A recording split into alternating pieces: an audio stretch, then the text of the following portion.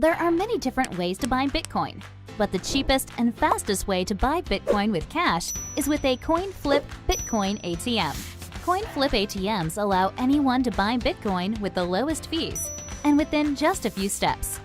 Hi, I'm Amy, and I'm one of the hundreds of store owners who partner with CoinFlip. In this convenient store, we host a CoinFlip Bitcoin ATM. We earn passive income, more foot traffic, and we get free advertising done by the CoinFlip team. Getting the ATM was easy. We just contact the CoinFlip team at info@coinflip.tech, and they handle everything with no cost to the store owner. This includes installation, maintenance, marketing, and even 24/7 customer service. We just provide a small space within the store. To get your own CoinFlip Bitcoin ATM and join the monetary revolution, contact CoinFlip today. info@coinflip.tech or fill out the form at request.coinflip.tech. 773-800-0106.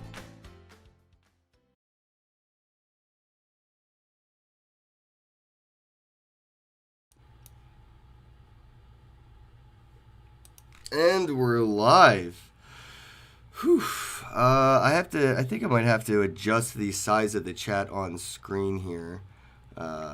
But everything else looks good. Chat, let me know if you're watching this live, the quality of the live stream right now. Internet should be good. Everything should be running smooth.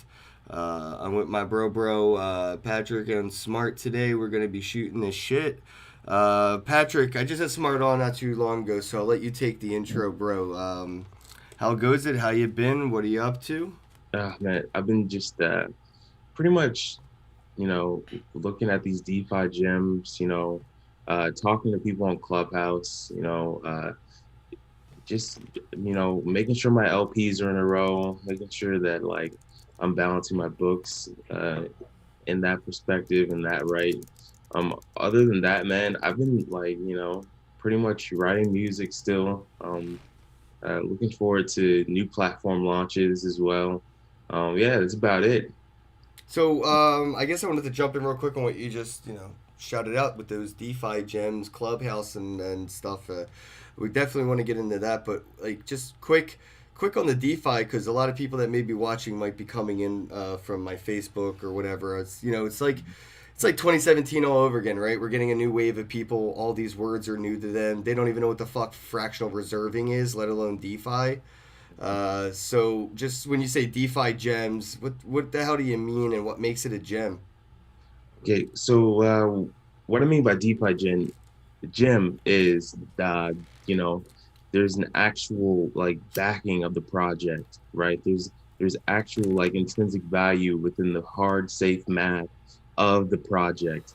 And it makes a lot of sense when you think about it because of what's about to unfold with Tether and how these synthetic US dollars are pretty much going to take the reign of, this whole cryptocurrency ecosystem. So I'm looking at projects like Phantom, projects like Ramp that are really yielding great returns and minting synthetic USDs. Also, I was looking into Mirror recently, which is a synthetic stock-based DeFi protocol. It's pretty sick, man. I like it a lot. That's a good name though for that, Mirror. That makes sense. It's like somebody who's thinking along this was like, oh, we got some good marketing and good tech. Let's put it together. Right? It's so cool. I'm actually trying to grab a claim link. Sorry if I look distracted. I have a thing set up on my live stream now. If you're looking, there's QR codes and then there's images next to those QR codes on the live stream.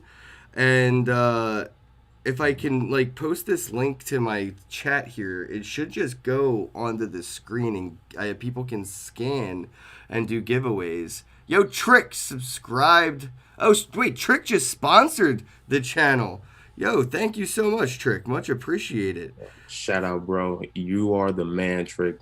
Yo, for real, thank you. Like, I'm sorry I'm so distracted, but I'm distracted because I'm trying to do a giveaway in a really cool way. So just keep your eyes out on the bottom of the screen for those QR codes.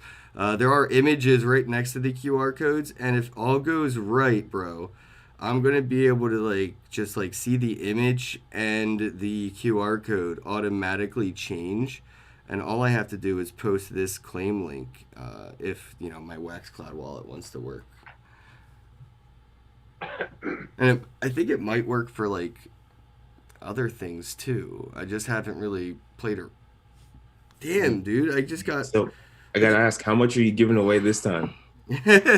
I was trying to give away a dead mouse thingy right now, but I had like a bug. So now this one, I think it was like $1 NFT. Okay. Dude, what's Is going it like on? on wax? Yeah, I only use wax because fuck those gas fees. But right now, it's like, I don't know what's going on. My phone's taking forever, so might have to try this another time. Trick, man, you know you're awesome. Trick, I need your wax wallet. Scott, I need your wax wallet. Said, all good. No, I need your wallets. I have NFTs specifically designed for people that do just what you just did. Like, literally, I created a whole NFT thing for both of you. So, Scott became a bro bro. Trick became a bro bro. You both get a badge, a supporter badge on the Wax blockchain. So I just need your Wax wallets so I can send them. Thank you for the support. So Smart, what you been up to, bro? Have you been checking out any of this DeFi shit, man? I know you're working on some stuff, so I think there might be some correlations to this and the future of payment solutions meets DeFi. Right. Well, I mean, I'm into all sorts of different DeFi things, like just playing around with our planet, and I'm really interested in the new Flare networks and all that. Can't hear you. No, I'm just listening. Sorry, you said Flare networks. Yeah. Yeah, basically what they've got going on, all those F assets, and basically taking Uniswap and making it for all different coins, like every single coin, and way faster. Yeah, Uniswap was just the beginning, guys. A lot of people think that's all it's ever gonna fucking be, and that's kind of funny, to have that weird, short vision in something that's obviously been so like far-sighted, right? Like, whenever you see something, it's always just a stepping stone or a building block. We have yet to see anything that has been like a polished final thing. So as soon as I saw Uniswap taking off, which has been around for years, it just recently took off. Like, Uniswap's been the fuck. I've used Uniswap before anybody even tweeted like Uniswap. Besides, like, Vitalik's been preaching this shit for like 3 fucking years. Use Uniswap. Stop using Binance. Stop using this. Use Uniswap for like 3 years, bro. And I'm like, all right, if Vitalik's telling me to trade shitcoins here, like, you know what I mean? Something's up. So that's what I was using. I never really used exchanges. So Smart, you're dead right. Like, dude, the people that are doing those, like, I don't want to say like atomic DeFi, but it's almost like around. I don't know if that's the word. But it is an atomic swap, though, Bosak. Right, it's like an atomic DeFi, though, right? Is that what we're going to be calling these? I guess you could say that, but it's just an automated market maker that's running behind a smart contract. I was utilizing Uniswap back in V1 when it was on the mainframe OS. So, like, bro, I believe you me, dude, I was like in love with it. Not only that, I found Compound through mainframe OS as well, which is another great DeFi protocol. But yeah, dude, honestly, man, V3 is gonna fucking rock the world. Like, V3 is gonna smash. Well, that's where Wells Fargo is gonna have pools, bro. You know what I mean? That's why I was saying to Smart. I think with the payment solutions and small businesses and DeFi and the way things are going, I even think, small mom and pop shops are going to have their own, like, because of all of this. Last time we even talked, I mentioned this, man. Like, they're going to have their own shitcoin. They're going to be able to make their own mom and pop coin and be able to accept it at the register, or be able to have me provide liquidity to their pool and just be part of their economy. Like, they're not just going to be their own bank. They're going to be their own economy. Right. Well, and if you can have people... I was thinking like this because my buddy just doesn't want to get in on this whole idea of using NFT technology globally for like everything. And I told him, like, you can literally have a construction company go in and pay their people that do certain jobs for them, or do jobs for them, the contractors. They get paid in a certain allotment of that company's coin. Like, for instance, Nutter, or one of those big construction companies, they have their own coin. That way, the more jobs they take on, the more valuable their coin becomes, and the better jobs that, their employees do, the more valuable the currency is, and they can swap the currency for US dollar, or they can hold their their company's coin, you know, and that's something that's going to be doable, and I think super well, that's beneficial. Going to be. We've saw pensions be replaced with 401ks. We're going to see 401ks replaced with liquidity pools. Yep. Right, makes sense. And if you hold the pool, then you can allot them 1% when you're gaining 6%. That's true. Yeah. I mean, and the incentives there, the way they even match what 401ks is like, whatever you invest up to like what 3 or 4%, they match. And the most I think they'll let you do is 10, so that way they'll match the 10 to the like 4, you get 14% of your check and shit investing, and they match all that stuff to percentages, but they're just going to end up being like matching your stake percentages, right? Like it's the same shit. Right. It's just they have way more control over it, you know? Especially for small businesses. Like these options aren't even there for the independent, you know, businesses out there that are just starting up. Like this is franchise level and above, right? Like so now we've been balancing the battlefield of the banking industry for individuals, but now it's headed to that corporate, you know, territory, and we're starting to, you know, see corporations be able to unbank themselves because of what we have, you know, developed throughout the decade. Figures. Yeah, I get that. Absolutely. And it's only a matter of time because the OCC did greenlight banks to be able to custody cryptocurrency for their clients, and customers. So yeah, balance sheets are going to be offloaded into this space. But what do you think is going to happen first? Tether unraveling, or, you know, Bitcoin and cryptocurrency and DeFi just blowing up exponentially? What do you think is going to happen? I think Tether will be fine for a long while, bro. A long while, yeah. Okay. Yeah, the dollar made it 100 years being a shit fucking print. Yeah. I mean, Gemini wouldn't have their own stable coin if that was going to be a problem in the future, bro. Like, I just don't see the Winklevoss not having that foresight or legal team advice or anything like they. So I think, you know, Tether, because of other stable coins, Tether's more safe. It has the legacy, like Bitcoin has its legacy. So if anything, we'll see the newer stable coins get smacked off the map first before Tether. So, I mean, like Gemini's stable coin would probably be a target by the SEC before Tether would be a target by the SEC. At least maybe.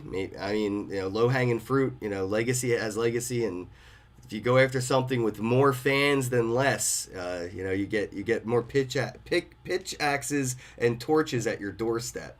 So it might be a low-hanging fruit thing, but I think Tether will probably be fine. Same thing with Ripple. Everybody's so worried about Ripple and the SEC and XRP, and I'm like, dude, I saw this happen with EOS, bro, and here I am today using Wax, which is like EOS, and it, like, no problems, everything's fine. Dan left, like, keep going, like, we're all good. And I think Ripple will be the same, dude. They're gonna end up probably DAOing out. Like, at Ripple Labs, they'll probably become a DAO and still have XRP and Ripple, and they'll DAO out and just obfuscate the responsibility onto the DAO. Man, but they're supposed to be banking compliant, right? That's their main claim to fame. Like, yeah, we're ISO. Yeah, but isn't this how you give your buddies money, right? You can't just be like, yo, bro, here, like, let us fucks with you, and we'll give you like millions of dollars. Well, you have to be like, yo, look, if you sue us, we'll settle for this much, and then we can do this. Oh, okay. They make the deal before the news is ever announced. You know what I mean? Like, all those conversations has happened before they even said, oh, we're going after these. Like, they've talked to you're right. They've talked to all the banks. They've had those conversations. Now all they got to do is pay that speeding ticket, right? Like, all a speeding ticket is a post permission slip, right? Like, you can do 200 miles an hour on the highway if you have the money to pay for the ticket after you do it. Could you imagine if you could walk into your local municipal building and give them $300 in advance, like a prepaid Netflix account, and say, look, whenever I go speed and just take it off my tab? You can't prepay a speeding ticket. They can't prepay their lobbying. They can't prepay that shit. That's what that's all coming down to. But it also comes down to, like, insurance, right? As well. Like, bro, if you want to make that analogy, but still, I get what you mean wholeheartedly. I understand what you're coming from, Bosak.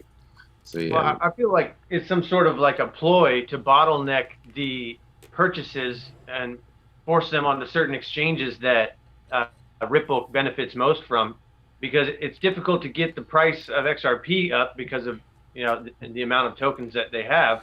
But if you're able to bottleneck the order books onto just a few exchanges, then the order books will get bought up. And if you have forced interactions, like you have to buy XRP in order to buy Flare, all the people that are moving in and out of XRP and Flare and so on and so forth, with being only a certain amount of orders that can be done on certain exchanges, it could force the price to XRP actually to move upwards instead of being stuck in this range. I think it's the whole plan. Well, yeah, exactly. I feel the same way whenever I see anything. Replace the name with whatever. I don't care. I'm not really... Obviously, this is not financial advice. Let me get my disclaimer out. Yeah, of course. Oh, my days, dude. That's a disclaimer. But right, whenever I see a coin get delisted, or whenever I see a coin that actually has like volume on few exchanges, that's a buy signal no matter what to me, because it's harder to get. Scarcity, supply, demand, and availability are part of an equation that most people don't throw availability into that equation. They just have supply and demand. That's not the whole fucking math problem. You have an integer over here just chilling, and it's ability, your ability to get it, that on-ramp.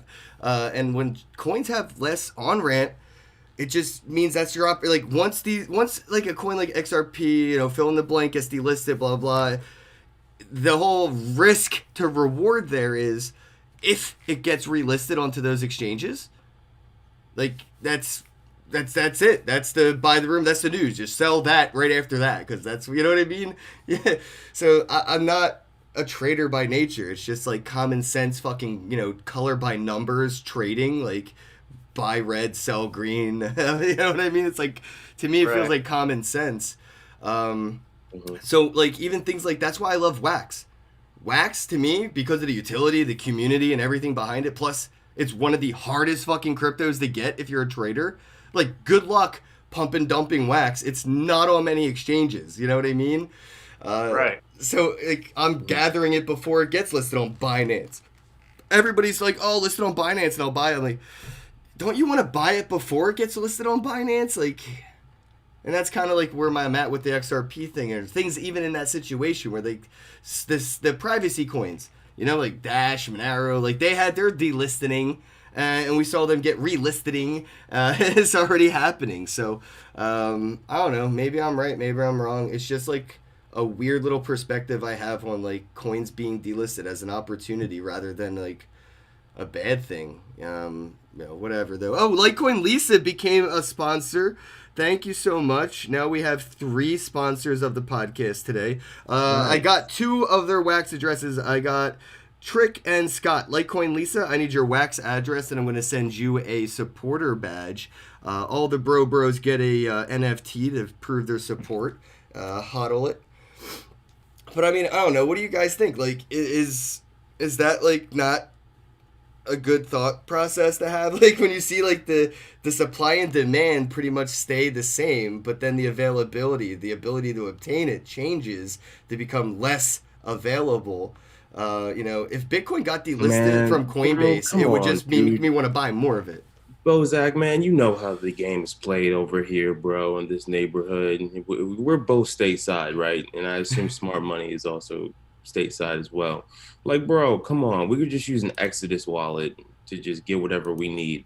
We don't need these bullshit centralized exchanges, man. Like, bro, we use like Chain Jelly to do this shit. You know what I'm saying? We can use Shapeshift. We don't need to do the whole KYC song and dance shit if we don't want to, right? Like, bro, this whole exchange availability thing, like if the project's in the top 10, like we could probably acquire it no problem, ultra easy. We don't need like, oh yeah, it needs to be listed on Coinbase, it needs to be listed over here on Binance, let me buy it on Binance. Like, dude, it's always gonna be like available. If capital always makes a way, bro. Changelly's my shit, man. If I can't store it somewhere, if I can't stake it and make passive income on it, I'm not buying it. I mean, that's just the way I work out. So like with wax, I can turn it into NFTs, and it's like I can stake the NFTs that are worth wax and make passive income that way, and then that's worth buying. Otherwise, I just don't like buying and holding a coin that's not making me money. Yeah, I'm with you. This is why I'm like more into the NFTs than I am cryptos right now, man. Like, it's crazy, but I mean, scarcity, supply, demand, availability, blah, blah, blah. And then I get to throw in another integer, which is utility. God, I love that with NFTs and shit. Like, there's just so much to it rather than like, I get it, Bitcoin, blah, blah, blah, utility, but it's really speculation. Like, that's, like, let's keep it real. That's Bitcoin's fucking utility. It's speculation. People are using it to get more fiat. That's why Bitcoin's Bitcoin, right? Like, so to see these NFTs actually be like a key to a game or a thing for airdrops and have scarcity with that utility, blah, blah, blah. Bro, I mean, I'm way bigger into like the NFT space just because like there's 21 million Bitcoin, but there's only one of one NFT. You know, billionaires don't have millions of dollars in the bank. They buy like a Banksy. You know what I mean? Like they buy a fucking Picasso and they rent it to a museum. And that's kind of how I'm looking at it. Like there's 21 million Bitcoin, but there's only like one of these like, you know, dead mouse NFTs or Blau NFTs, like, you know? Sure. Hey, speaking of Blau, I actually got a chance to like talk to him and pick his brain yesterday because I started a Clubhouse room and I invited him and he showed up and brought like a huge crowd of people. And we were pretty much talking about the future of music tokenization and whatnot. And I was talking to him about like Rocky, which is a platform I was telling you about, in which like, you know, you can pretty much build NFTs native onto the platform that are listening rights and also royalty rights. And I'm like, yo, dude, that's pretty sweet. And you got to keep that on your radar. You got to keep a lookout. And yeah, dude, I was there for his auction. I was a moderator in his room for his auction, where his latest NFT sold for like $77,000. His one of one. That was his one of one. Yeah, of course. I bought one of his one of 100 for $1,000 the 2 days ago, the day it came out. It comes with an NFT video, audio, and a physical collectible that goes with the digital. Man. It's trading for $2,000 2 days later. So I've already doubled my money in one investment in 2 days on one NFT because of that scarcity. I mean, if his mint number one went for $77,000, I basic math, you know, divide that by the 100 and the one I have, it's probably worth at least $7,700. And it will eventually catch up to that market evaluation because it's not priced in. Yeah, but you have to realize that like you're getting a physical, tangible product shipped to you, man.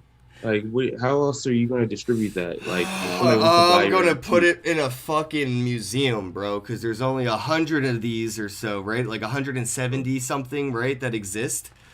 I'm going to put mine in a museum right in Philadelphia. First music NFT ever made, physical, audio, video.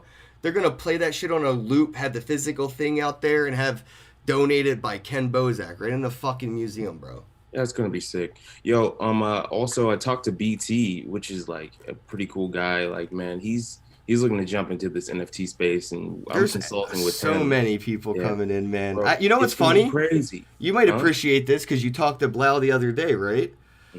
I told Blau to his face 3 years ago at one of his events in Vegas, because there was a blockchain event in Vegas. And Blau was there 3 years ago. You know, he was like a headliner entertainer for the conference. Yeah, he lives in Vegas, so. And I got to talk to him 3 years ago, face to face, and I told him right to his face, I'm like, non-fungible tokens are the future of music. We have the MP3 player, we have the MP4 player. The MP5 player is going to be NFTs.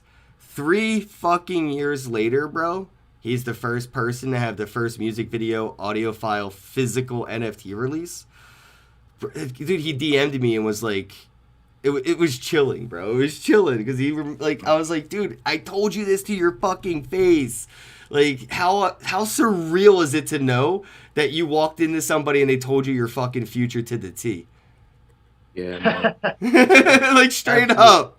Yeah. course. But I mean, like, ultimately, it's just a matter of perspective, right? Like, Blau, he's a smart guy, right? Like, the guy He was talking about crypto, man. Like, he knew his shit. Yeah. He knew his shit, you know? So he Yeah, wasn't but just there to highlight an event. He was there to, like, talk crypto. Yeah, of course, bro. He actually was going to get a job at BlackRock, but yeah, music just blew up for him instead. So, yeah, Yep. it's just how it is.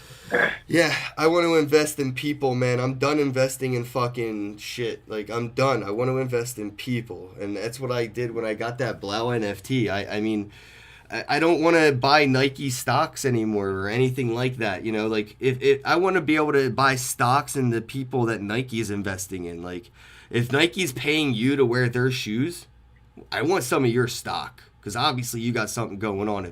If why would I want to pay for that stock when that stock's paying you to pump their value? Obviously you have more value than they do if they're paying you to talk about them, right? I want to fucking invest in people. Yeah, I get what you mean, dude. It's that social equity. Dude, why not? What you know my NFT, man. Why don't you invest in me? When wax, bro. Ethereum's too expensive. Wax, yeah. I mean, no offense, but it needs to have... That's why I got like a Blau NFT on wax with Nifty Gateway, right? Or like I got the Justin Rollins one from the Rick and Morty. I got that shit too. I'm buying historical art, right? Like, people are definitely going to miss this boat in the next couple of years and be like, I really fucked up because I don't have any fucking art from that renaissance of the blockchain era. Like, the blockchain fucking renaissance art is in my fucking wallet. I hodl renaissance art of the blockchain revolution. This shit will be in museums.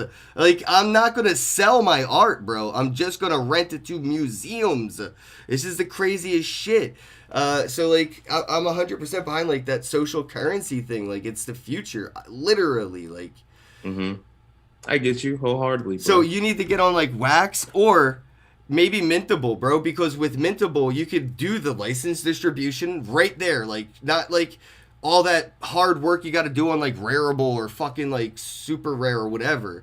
You could actually sell that song in a video or just the audio with the image or whatever. And in the way that you sell it, you can give me the rights to actually play that music when I do my live streams. And YouTube won't hit me with a copyright claim because I have an NFT in my wallet that I bought from mintable.app. So, I mean, like, deadass, like, I love utility NFTs. So, like, that's my thing, man. Like, if it has utility, I jump. You know, you could do an airdrop NFT on Ethereum, like Pranksy. Remember Pranksy's advent calendar? If you bought one of these NFTs, you get an NFT every day or something for Christmas.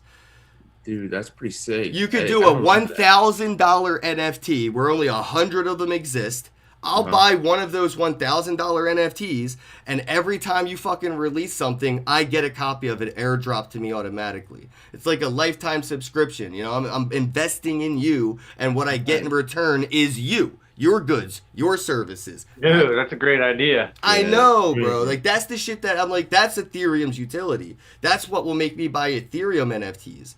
But otherwise, bro, if you just want to get your music out there or just get something out, use Wax. You're missing out. Like, Ethereum does not work for how we're using it. It's why, like, you know what I mean? With the way these gas fees and shit are going, it's not changing anytime soon, man. And I mean, everyone... actually, the latest EIP proposal is creating a Burns, and also it's capping mining fees on the block. We'll see. So, yeah. Well, if you look at the F assets, they're literally wrapping things like Ethereum in Flare tokens and then moving it through the network just like an XRP would take something at the cost and the speed of an XRP. But, you know, that way you can circumvent the gas fees by not paying on the Ethereum network. But you're on Flare. Bro, that's old news, though, man. Ripple Labs isn't the first company to do this, to come up with like a ZK rollup or layer 2 style solution. There are many better solutions in this space that are far more established, right? Because they're still trickling out those Flare network tokens. Like, you know what I mean? You get what I'm saying? Like, you could use XDAI, or you could use Matic for this, or you could... Matic! That's it. Done. Yeah. Done. Like, bro, yeah. You're right. So, I just like to be a contrarian, you know? Like, so these conversations move forward and, you know, whatever. But I also do... agree with what I said at the same time. I mean, the coin is in the air. There are two sides of it, and nothing has hit the ground. We don't know which way it will go. So, I mean, I'm just calling it as I see it in the air, right? Like, right now, it kind of looks like tails or heads in the air, right? It's like scaling, not scaling, scaling, not scaling. It is not done. It's not something that I mean, look what CryptoKitties has done, right? And how far we have come, right? Like, imagine if Uniswap had this much attention back when CryptoKitties launched. It would just, that's it, right? But now, we've already gone through hiccups and hiccups and hiccups that Ethereum has.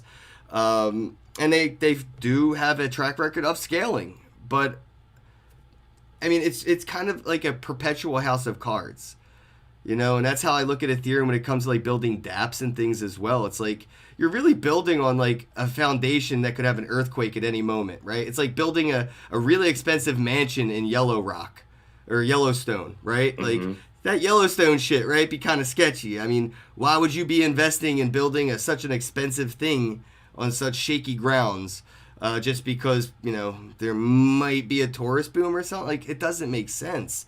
And then to me, that's like building on Ethereum right now. There's a lot of people taking that position where they say, oh, we're a decentralized application on on Web3. And I'm like, you're not a decentralized anything. You are very centralized to Ethereum. And the success of Ethereum, you know, you depend on Ethereum. And I think this is why we need interoperability. I like Matic. I think that's a great solution. It's obviously working for those that have adopted it clearly. But I also think that without interoperability, we're going to keep ending up with scaling bottlenecks because, you know, a lot of people are going to jump into the Matic, and we don't know if that can scale if everybody jumps in. But Bosak, man, everybody knows about parachains right now, well, in my circle at least, and fucking Polkadot, and how that's literally revolutionizing the space, bro. Dude, look at my tweets about Polkadot like a year ago or something. I was talking to David Gockstein. We were just mentioning him. He kept talking about Polkadot or Link. The whole time, dude, Smart left. He quit. No, come back. Yo, bro, you gotta jump in. I'm sorry, bro. You just gotta jump in. Yeah, you really do. Yeah, man. But ultimately. but he was talking about Chainlink and Smart with that Barstool Sports dude. Mm-hmm. And I was every single fucking time, bro. I was like, nah, buy dot. I kept putting like all 3 or 4 different colored dots, the black, white, red, blue, all the dots in his comments, bro. Every fucking time, because you buy the rumor, sell the news. As soon as Barstool got into fucking Link, you should have ran like a fucking wildfire was chasing you, like straight up, bro. Run right into dot, and that's what I said. Nobody listens, but I have the proof on the internet somewhere out there. Somewhere. So, Smart, jump in, man. I'm sorry. What's up? You like, look like you're about to just like go over to another Zoom call or something. No, I was adjusting a light. Gotcha. Yeah, so, dude. I mean, so where do you think like this could, like, you know, obviously with like, you know, what you're up to, do you think like ERC-20s are gonna be like that social currency for small businesses and things, or do you think there will be other things that may be utilized? Like me, I would love to see Bitcoin used more for these things, and what Bitcoin Cash is doing with Simple Ledger Protocol it's pretty badass. It's just still very new that not many people are utilizing it, but it's still pretty badass, and that just gives more options for people to build their shitcoins on, you know. So like, yeah, I mean, we see ERC-20s and DeFi and staking and all these cool things that we get to do. Do you think, you know, ERC-20s may be that payment solution currency for small businesses for that loyalty rewards thing?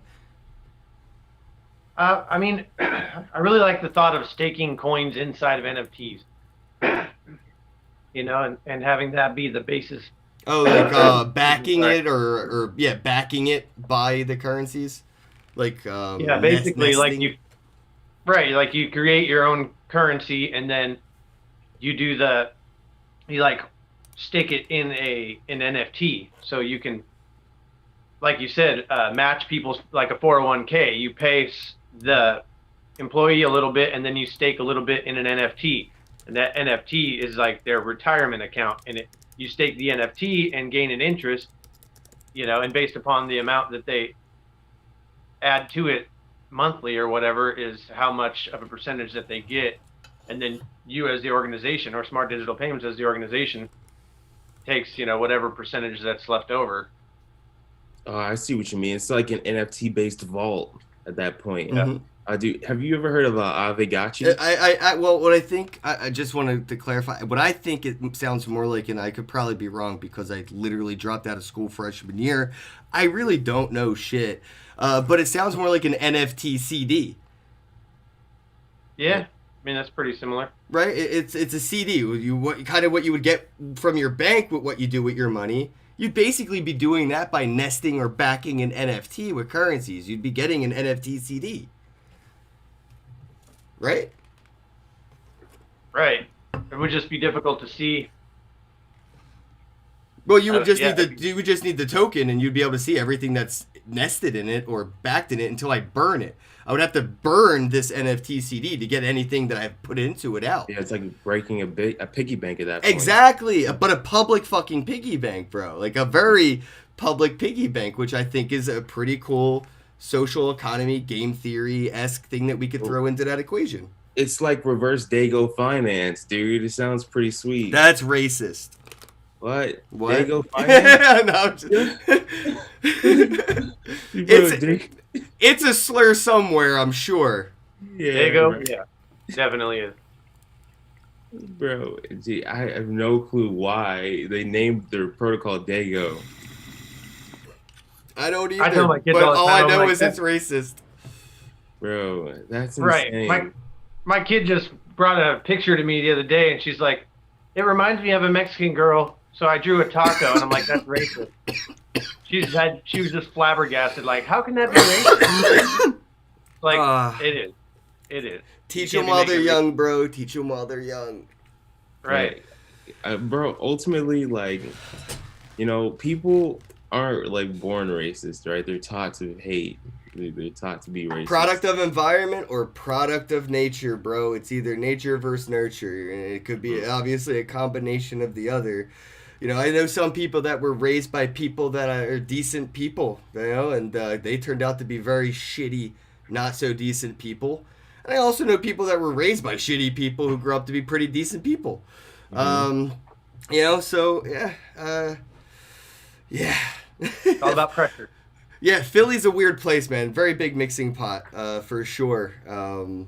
Bro, man, when I was walking through that city, like, kicking it, I was like, man, I ran across so many zany fucking characters. I feel like I was in Rick and Morty, bro. Yo, it's like a Gumball episode, isn't it? So many Yeah. fucking different characters from a different universe. It's just like, it feels so fucking out of this universe. Yeah, it's honestly one of the craziest cities I've ever been to in my life. And I've been across this entire country, dude. So, like, yeah, it's a little ridiculous. That's how I feel about Portland. It's like you'll see a guy in a suit the and tie walk closest. right by a guy that's clearly on crack. Portland and Philadelphia are very, very similar places, I've noticed from traveling. Like, very similar vibes. Like, you could drop a random person Thanos style, just half the population swap, and they would just blend in. You wouldn't even know they came from different places. Yeah, I have no doubts about it, dude. Honestly, it's because, like, you know, I think Portland's doing better with this drug, problem. Everything's legal now. When I go to Right, Portland yeah. and do heroin, because I kind of do, because I can. I mean, I've never had the option. It's never been an option, you know? It's like, I've always had the option to, like, get on a roller coaster, and every 5 feet I wait in line, there's a sign that says, "You'll probably die. This could kill you. We're not responsible for your death." And I'm still like, whee! On the roller coaster, right? Cigarettes, right? Cigarettes, fucking, cancer warning right there. It's like, I've never had that, like, this could kill you, but it's $20 and, you know, here you go. It's never, like, so you're right. They are handling that differently, man. I know I kid. I'm definitely not doing that. Maybe. I don't know. I've never again. If I walk into a fucking Wawa and they have heroin pops, I might give one a taste. I don't know. I've never had the option. I can't speak for a I'd thing. take a couple licks of that pop. That's what I'm saying. I might have to try it. I'm like, yo, I've seen people suck dick for this shit, and I can get it for $1 at the candy store now. Like, Don't lie, you watch people suck dick for heroin. I grew up in Philly, bro. We walked past some shit on our way to school. Oh my god, bro! You guys are going silly right now, dude.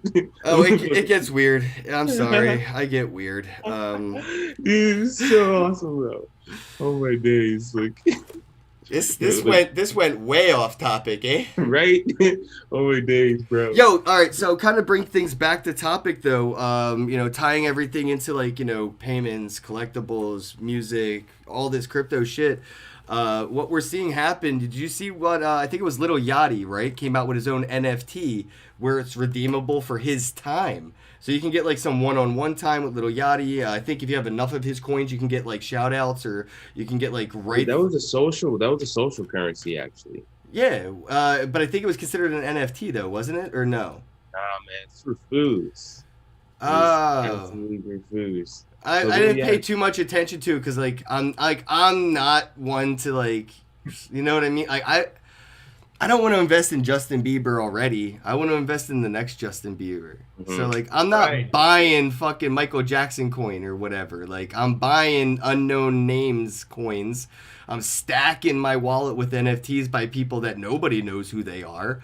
And that way, by the time they are fucking, Ja Rule or what is it, the Soldier Boy's trying to get into crypto, you know what I mean? Like, I want to be already invested, Like, that's why I want that fucking, come on, bro, get me that NFT with utility. You got me as a customer, but, like, I can't just buy an NFT because, like, it's a screenshot. Like, no offense or whatever. Like, I don't like paying gas either.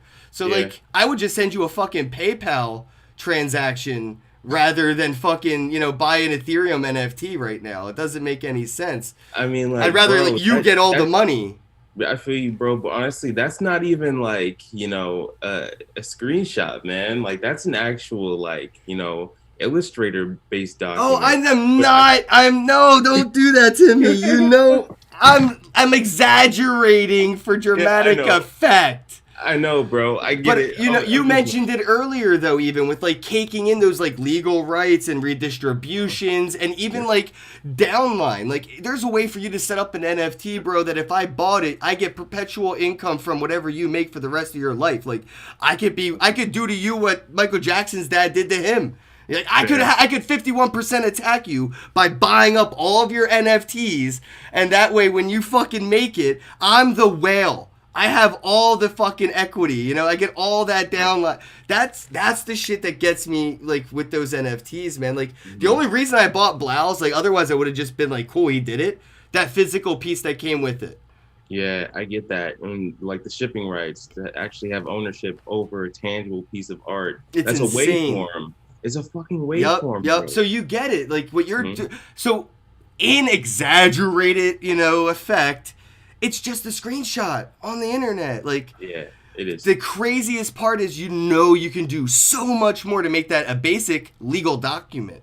And now the cost of it being on Ethereum is basically the same cost as legal paper. Like that piece of paper that we're going to get a notary to like sign and stamp and seal, that paper's not fucking cheap. That's like $100 a sheet for real legal paper that's going to like hold up and shit, right? So like, yeah, the gas fee that makes so much more sense now because this isn't an NFT as much as it's a legal contract in an NFT. Yo, but to pivot away from me and my NFT, bro, like no, because I love your shit, man. I get that, but like, bro, what I'm plotting with BT is gonna be cutting edge. Like, I'm not for sure if you know who BT is, but he pretty much made up like 20 million lines of code and brought it to Isotope Music, which, they pretty much made the best top of the line mastering suite audio engineering tools on the market, right? Literally, and he sold bigly. And now he wants to make an NFT based music sampler. And, nice. Fruity Loops NFTs, bro. I've been waiting for that. Right? Literally. Yeah, exactly. Right, bro? Fuck like, yes. Virtual. Do you know how many people have been ripped off because of Fruity Loops? And obviously some people are hyped just to get shout outs, but like, yes, bro. Sign me up. Can you send me more info on this? What's the website? I'll type it out. Oh man, bro, this is like literally like nobody really knows about this. Fuck! Yeah, bro, this is like he's in my DMs right now. He's like excited, bro. Yo, I'm telling you all right yeah. now, this is the first time he's mentioned this to me, and I'm dead ass FOMOing. Like that's the shit right there that gets me fucking like, yes. Dude, right, dude, bro, we have people that are so influential in computer science and music, dance music, literally about to like change the world with non-fungible tokens, man. Like, dude, I literally almost couldn't sleep last night because I was thinking about the ramifications. Dude, my mind was blown. It was so sick, dude. Dude, I mean, the amount of people that, you know, I mean, I kind of remember Deadmau5 even doing this, right? I think he still does on Twitch or something, where he'll like, you can send in your samples to Deadmau5 and he'll sample them live, and if he likes it, he'll just make a song out of it and just like, I don't know if he like buys any of that shit or if it's like because it's like free shit that you're making. He basically has his fans sweatshop work in his samples. Like, how cool would it be if like Deadmau5 did something like that, but you were sending him an NFT, and if he decided to use it in his thing, now you can automatically, you know, get something from that, whether it's like some kind of downline or whatever it is agreed upon, caked into that sample you sent. Yeah, dude, a fucking NFT Fruity Loops sampler is genius. It's just like, how? I mean, how? like, I get it, but it's like a custom VST that can be installed inside of any DAW, not just Fruity Loops. But right. It's primarily used in FL Studio, though, for sure. I get what you mean. I'm just trying to appeal to people that may not know what to Google later because they don't know what the hell sampling and all this stuff is. But I've been posting on Twitter and in my Telegram recently the Napster boom, you know, and this is exactly what happened with Napster and iTunes and Tower Records whole thing. Like, this is that whole next thing happening right before our eyes. Napster disrupting, iTunes disrupting, NFTs disrupting. It's inevitable. And I know fucking Smart can jump in on this, man. It feels so bad. I talk too much. Oh, you guys are just much smarter than I am when it comes to this kind of shit. So I'm picking up, I'm more absorbing what you're talking about because. Well, you can always ask questions or anything if you're curious of shit, man. That always helps keeping the conversation moving. Well, I was actually just thinking about how I was going to bring up a conversation about getting one of these, you know, B-list celebrities or whatnot, like one of these people on. So we're running an event on Superworld, and I'm trying to find a celebrity or like somebody who has a huge following to, like a musician, to kind of join the event. Right, like Travis Scott did this similar. I know what you're talking about. I've actually talked to Harish. Travis Scott did a similar event in Fortnite, and it was weird because it was almost like Fortnite. It was like memes came out of it, where it's like, oh, Fortnite made this Travis Scott dude famous. He was like it was weird, but like honestly, almost everybody that played Fortnite did not know who the fuck this Travis Scott guy was in the middle of their video game right now. They were like, who are all these old people standing still and not playing the game? Because, like, you actually had to play the game during his concert, right? So people were shooting each other and they're battling, and then you just see, like, all these boomers watching Travis Scott and just, like, getting shot because they're not actually playing the game. And these kids were like, yo, this Travis Scott guy's pretty hot. And then, you know, it was almost like to them, in their perspective, Fortnite made Travis Scott famous. Right. And honestly, this could be a similar situation, man, for an artist to do something in Superworld and kind of do the same thing in a sense. Right. And so I'd like to facilitate that. If you guys have somebody in mind that, you know, could bring a lot of attention to the platform, I would love to be in contact with them and try to get us sort of like, we can have artists make NFTs after them and give them a percentage of Well, it profit. sounds like you and Patrick definitely should talk off air after this because, you might be able to help each other out because I have like 3 plots of land myself for Superworld.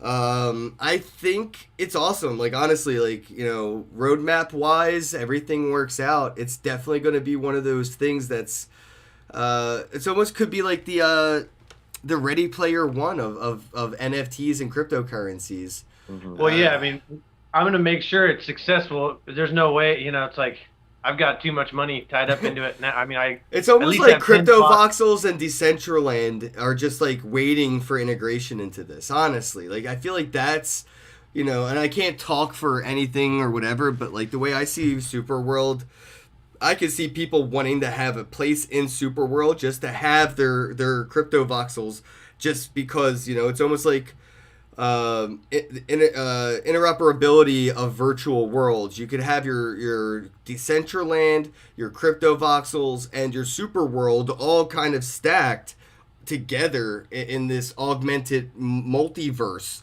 on the internet. And I think that potential alone is just badass. Obviously, it's like pretty crazy. Harish is a nut. Right. I'm trying to facilitate the relationship between Grow Your Base and Superworld, because I'd love to see Grow Your Base give out Superworld property as part of the whale membership. You know? That would be pretty cool. I think they're $1,000 a month, and they give out $2,000 worth of NFTs every month. So if you want it, it's a quick double. Honestly, it's so stupid, and I don't know how legal it even fucking is, like dead ass. But if you go to Grow Your Base and you look at their website, I've done it, I've used it, I'm using it. If you get their whale pass, it's $1,000 a month. And every month you get $2,000 worth of NFTs and some of their currency all mixed in, and it hasn't been bad. Mm-hmm. So it would be cool to be getting me some Superworld airdrops in my fucking Grow Your Base Nifty Pass, right? Whale pass even. Right. Well, I mean, that's the thing too, is if you are in talks with those guys, let them know that Smart Digital Payments is trying to work on it, trying to get them some deals, and maybe see if I can talk to Rish and make a package deal for Grow Your Base to where they just give away a certain amount, or that way. You and Patrick might be able to work on that with what's it, BD, right? Honestly, man, I have no clue who Grow Your Base is at all. This is like the first time I've ever even heard about this. I'm so sorry. I'm such a bad friend. I'm just like, wait, what? Wait, no, I'm not a bad friend. I literally tweet it every day, so I can't say I'm a bad. I'm literally tweeting out Grow Your Base information on a regular basis every day. It automatically goes out every single day. Because nobody can fucking say I didn't tell them so. So I did not tell you so. You just didn't see my tweet because you don't follow me. No, I do follow you, bro. It's just, man, come on, bro. You know I tweet a lot, though. I ain't gonna lie, yeah, bro. I tweet a lot. I just don't live on Twitter. Like, I'm one of those guys that's like, you're gonna be living on Twitter real soon with what you've been talking about, bro. Yeah, you're definitely be doing a 9 to 5 fucking shift on Twitter with me. We'll be sitting by the water cooler memeing. I know it. Probably more than likely. You're right. That's where you're going to get all this done, man. Honestly. I mean, I try to tell people Twitter's the new LinkedIn. LinkedIn's the new Facebook. Facebook's the new MySpace. MySpace is the new fucking Vampire Freaks. Like, it's... Fair. But honestly, man, like, I live on, like, Lunar Crush a lot of the time. Lunar Crush and, like, Dex Tools. Like, bro, because I'm always scouting these ridiculous DeFi projects with huge volume. I feel you with the NFTs, though, man. People don't realize that NFTs got volume, and liquidity is not a fucking problem here. Like, dead ass, sure. We don't have liquidity or anything. Like, no problems. Mm-hmm. Which is crazy. That, dude, I've got, like, in my wallet currently, I have at least, like, 25 NFTs, bro. Like at least 25 NFTs. I have over 5,000. I get that for sure, bro. You're like an avid collector, but like personally, man, like I just try to do my best with like, more so like looking at all these DeFis, man, and like finding like gems before they hit like the top 100. Like that's okay. So like Uniswap, for example, right? Let's talk a little bit about them and how they did their thing, because like I said earlier, Uniswap's been around for a long, long time, right? Yeah. They did an airdrop. Basically, we called it the fucking PlayStation 5 stimulus package. You know, I remember. Everybody got PlayStation 5s for Christmas. Shout out to Uniswap. Okay. I held on to 100 Uni and dumped the rest, and just was like, thanks for all the fish. Mm-hmm. I'm pretty fucking happy I held on to that 100 Uni, because honestly, it is at almost the same exact value the 600 was when I got it. So I definitely should have held it. I do publicly do dumb things. I did tweet it. Like, I don't just talk about my fucking gains. I always, like, you know, you can always go back and be like, oh, that was dumb in retrospect. Yeah. So I am a public person in that sense. I don't go back and delete fucking tweets when things don't turn out the way I thought they would. But I did keep 100, and I said I was going to keep 100. And yeah, it's about the same value, you know, that original airdrop was of the 600. Yeah. 400. It was initially 400. Oh shit, yeah, it was 400. Yeah. That's right. But here's the thing, right? There were people that had like multiple wallets. I know. Bro, crazy. So that said, right? Wasn't that a gem regardless, right? Like everything, whatever. Like as soon as they created their own currency, that would be like Coinbase going public in my eyes. Absolutely, bro. Honestly, like the way they did it though was just like a Matrix move, dude. They like dodged all the regulation. It was hilarious. It was like Neo, like fucking like kicking Mr. Smith in the face, bro. It's yeah, they're gonna write a whole new law to fuck them over. You think so? Oh, of course. Bro. Do you know how many people I know that got fucked over during the ICO boom all because they asked for your email address for an airdrop? That's it. They gave you everything for free. They paid the gas, everything. All they said was, what's your email address and what's your Ethereum address, and we'll send you an airdrop. Well, it wasn't an airdrop. You bought it with your email address. That's a currency. Data has value. Data has value. You know, your email address is like $1 fucking bill. So you bought those airdrops with your email address. So many of those things that did that shit are getting fucked. They already got fucked over, and more to come. So like, I think they could just easily pencil in, you know, just asking somebody to pay the gas to claim it was technically purchasing it. Those there means they sold it to people, because there is no such thing as free money on Ethereum, because it's bullshit. But yeah, I get what you mean. Okay, so you see where it could yeah, the distribution contract. Yeah, but it's not on the books already. So no, not yet, but they could. But that's because the government and all these people can literally just sit on the toilet and tweet, and that tweet is a fucking amendment now. Well, you know what's a problem with this situation is that people like me who are a business who buy and sell cryptocurrencies as a business and mint NFTs as a business, I'm going to claim that shit on my taxes. That $20 gas fee per NFT I mint on fucking work expenses blockchain, I'm going to claim every $20 bill. Therefore, I spent a currency creating an NFT, and it's a taxable event. Yep. You know, it's like that's well, this is why I think people are really wising up to caking in charity-related things to their NFTs. You know, people are really smart when they go, hey, 50% of this is going to charity, or this whole, you know, all of this is going to charity. Basically, you're paying their taxes for them. You know, they're selling this as a charitable event, and it's a hand over fist, you know, thing too, because like you could basically have one of your rich friends, right, buy this $1 million NFT from you, and you donate all the money to charity. You get to write that off. Your buddy who bought it gets to write off the $1 million they gave you to write off that you spent. So there's a, you know what I'm saying? Like you could literally get away with a lot in that sense. Yeah, you pretty much getting away with murder if you think about it. Well, it ain't about getting away with shit when you talk about the man dissolving into a nothing when everyone else is their own bank and their own protectors. And, you know, if you have each and individual city powering itself, what kind of legislation are you trying to push through to accomplish what kind of action? We have everything covered. For sure, I get what you're saying. I get what you're saying, Smart Money, but like we still have to realize that like our, you know, government is backed by death and war and chaos, right? And the petrodollar, right? So like we're the world's arms dealer, right? So like whenever you're like, you know, avoiding taxes, right? You're pretty much like being altruistic if you think about it. So yeah, I think, you know, people are getting pushed to a virtual, and I've been here for a while, a virtual Boston Tea Party event. Instead of throwing our shit into the fucking river, bro, start throwing it into the blockchain. Dump your fucking fiat. Dump it. Set it on fire. Throw it into the nearest trash can you can. I don't care if it's Ripple. I don't care if it's Wax. I don't give a fuck if it's Bitcoin or Litecoin. Just take your fiat, throw it into one of the trash cans, and set your money on fire. Burn whatever value you have given that government with your life's time and energy, and start holding your life's value somewhere else. And you know, unfortunately, I mean, I can't agree with the whole, Bitcoin doesn't fund war thing. Yeah, not yet.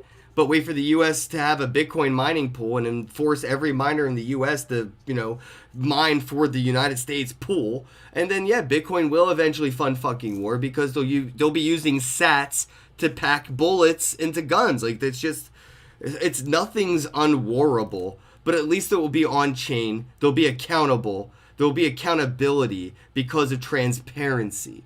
And that is the difference. It's not the impossibilities. There's no impossibilities.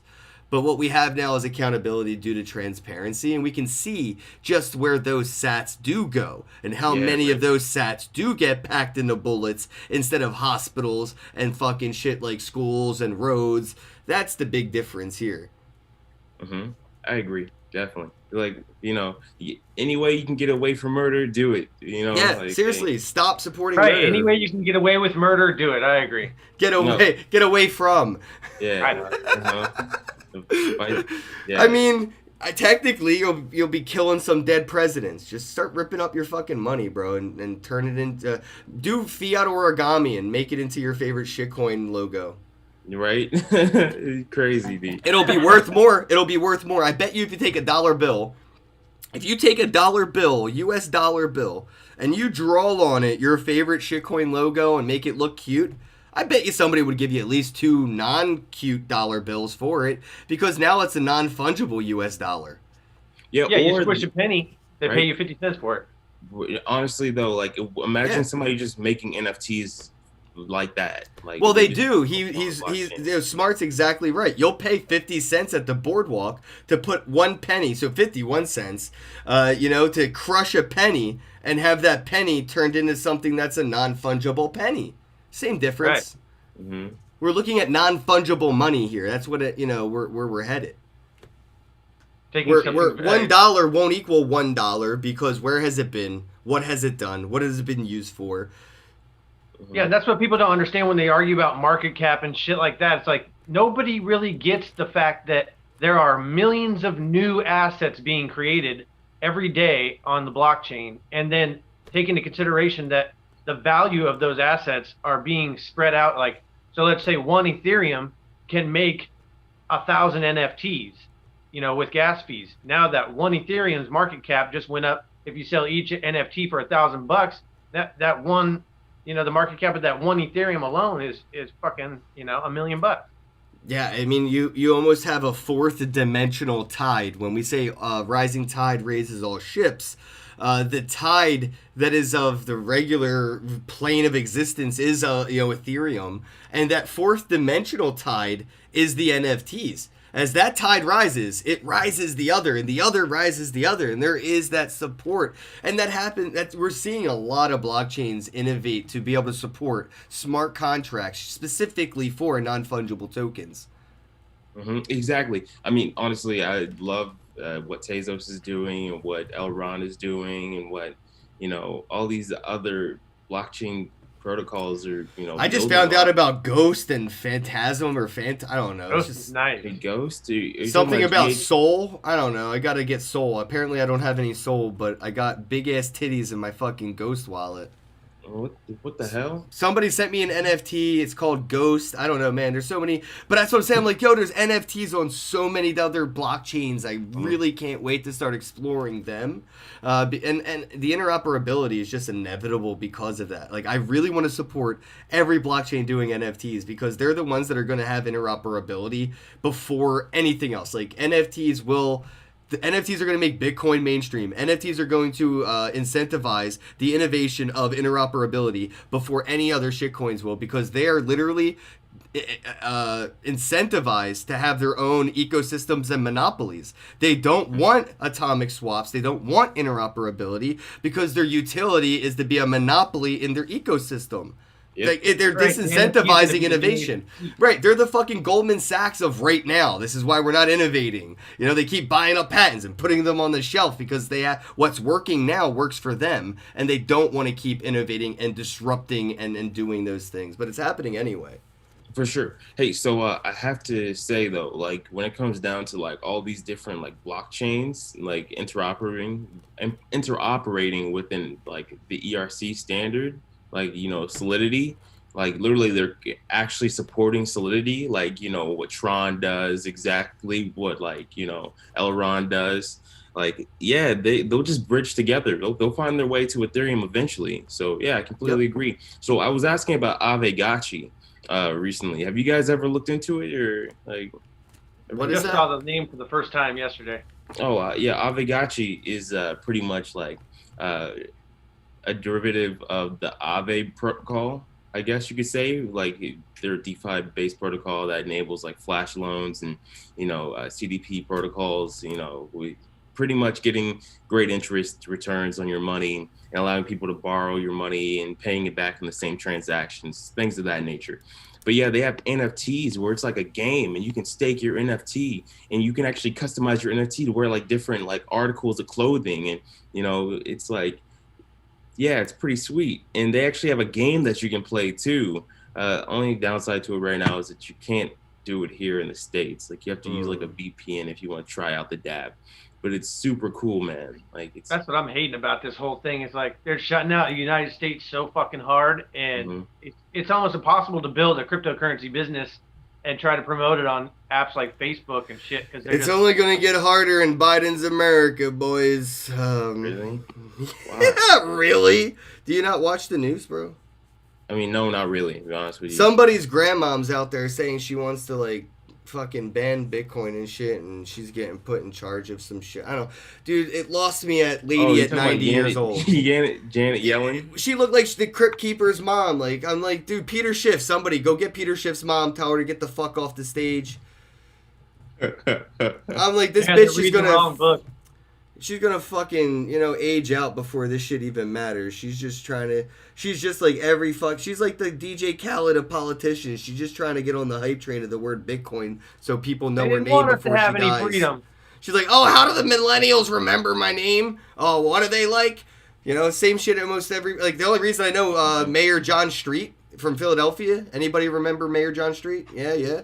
Basically he ran around arresting kids for skateboarding, went around arresting people for putting the milk crates on street poles to play basketball. He went around, started the whole stop and frisk, all that stuff was Mayor John Street. That's the reason I remember him, but I'm sure he's happy that I remember his name no matter what.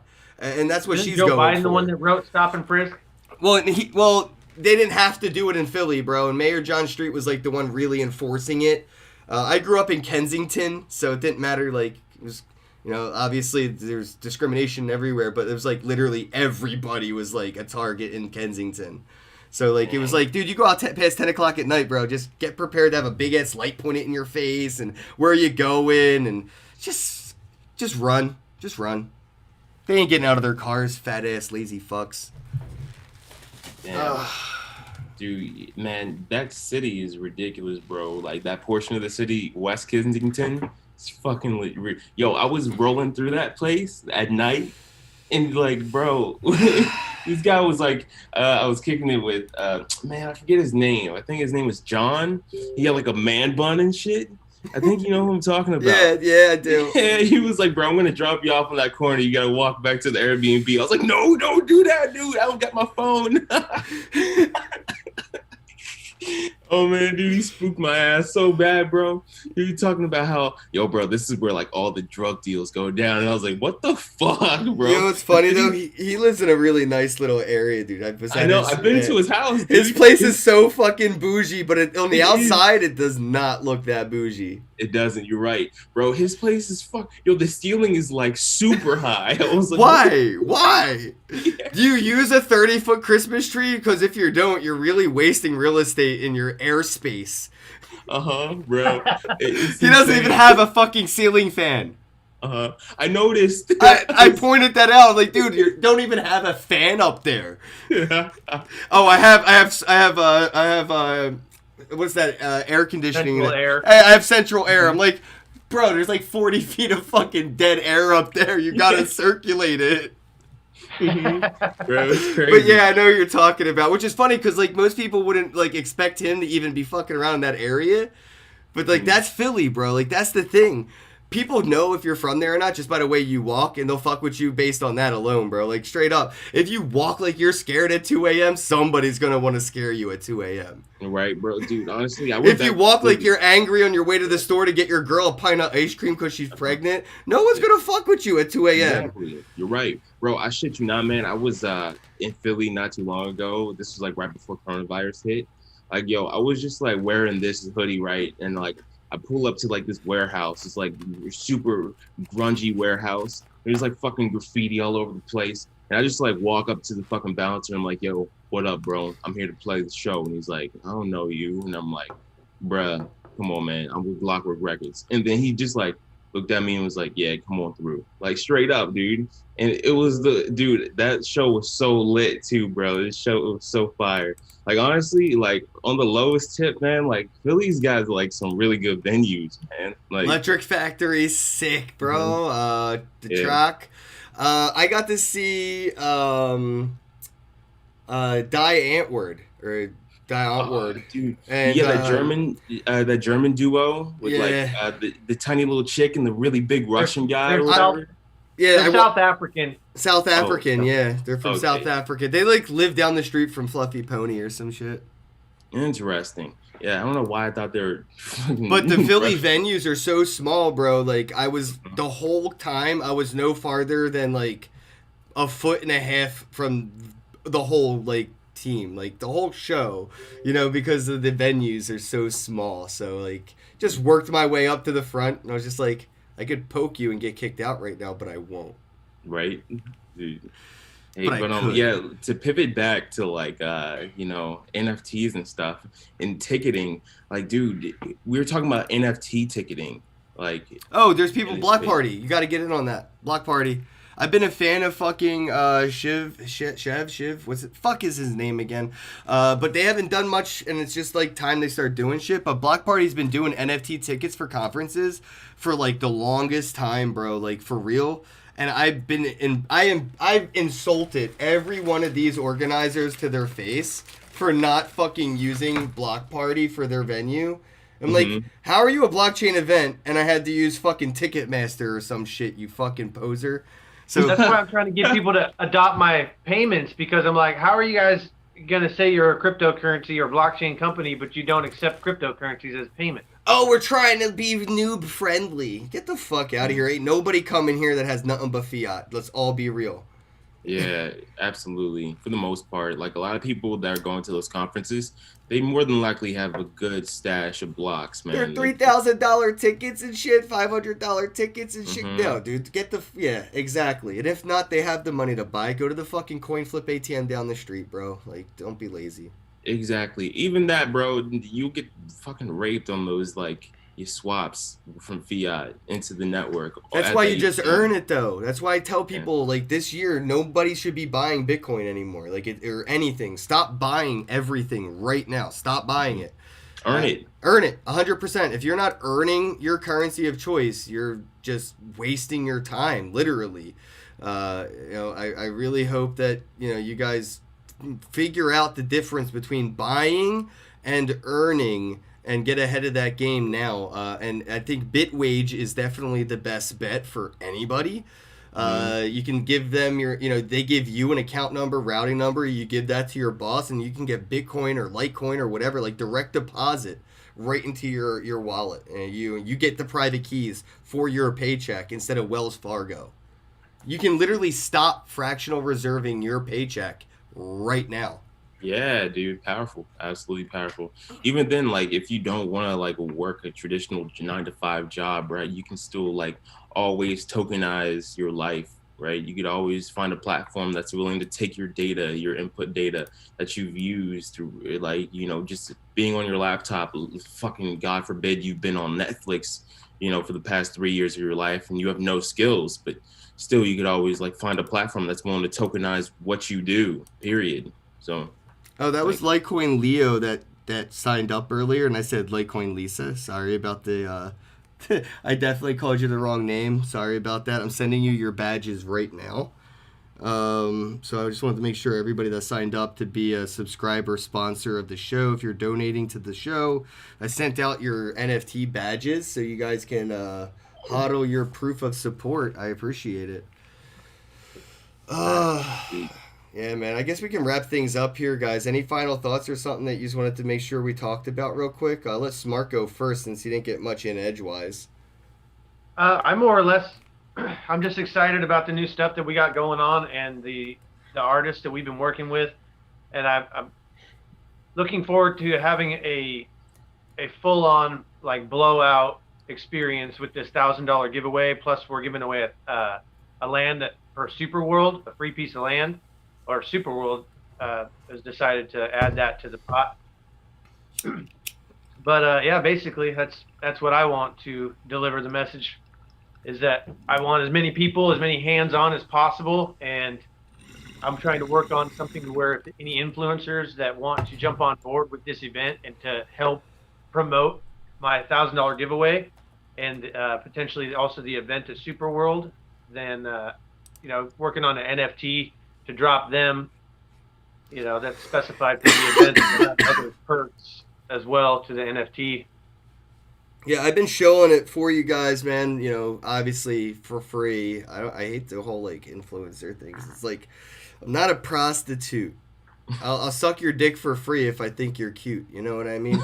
Oh my goodness. So I've been shilling Super World just because I think they're cute. I like what they're doing, and yeah, if other people want to get involved, there is a good way to earn some shit. Just by talking about cool shit, and that's that whole thing of like as most people will be able to see what people like us are doing and be like, there's those scammy motherfuckers like Ty Lopez and shit that will like take more money than they'll ever make you. And you could just like listen to me for free and realize like a million different ways you can just work from home. Right. I mean, more people will end up doing that. And I think we're going to see, this whole pandemic lockdown thing. I don't think the unemployment rate being so high is going to be a fucking problem. Like, it will look bad on paper, but I promise you, it is not a bad thing. No, so good, get ready for it. Yeah, get ready for the economy to look like shit because the unemployment rate's high, and it's because everybody's doing fucking OnlyFans and not paying taxes. Fuck you. We can work from home. And if it ain't, you know what I mean? Like, straight up, like, it's going to look like people are unemployed. We got YouTubers, gamers, you got shitcoiners, fucking NFT art. Like, all this shit, man, that's self-employing people, it's going to make them very confused because they're going to be like, the unemployment rate is up. But people spending is still going through the roof. Mm-hmm. But they're also going to want another stimulus package, right? Because look how big the unemployment rate is. They're going to want to keep printing money because of that number. They're going to really fucking focus on the unemployment rate and really try to make the money printer go brrrr this year, even though that number is so meaningless because of the self-employment and the amount of people opting out of fucking paying the taxes on it. Right, people deliver pizza for a pizza parlor and don't tell nobody about it? A lot. Right. Yo, for sure. Hey, so I want to shout out zendvibes.com for what they're doing in the NFT space, dude. Like, seriously, that guy. What is it again? Spelled out? Zend, ZENDVIBES.com. .com? All right, I posted it in the chat. Yeah, dude. Oh, bro, what they're doing is so revolutionary, and I think it's going to allow people to really like make sense of everything that like we're talking about. The whole idea of like digital art being like there in your fucking living room or above your bed space, and it has like a speaker built into it as well. Like, bro, I need this for my my blow. I need it for my.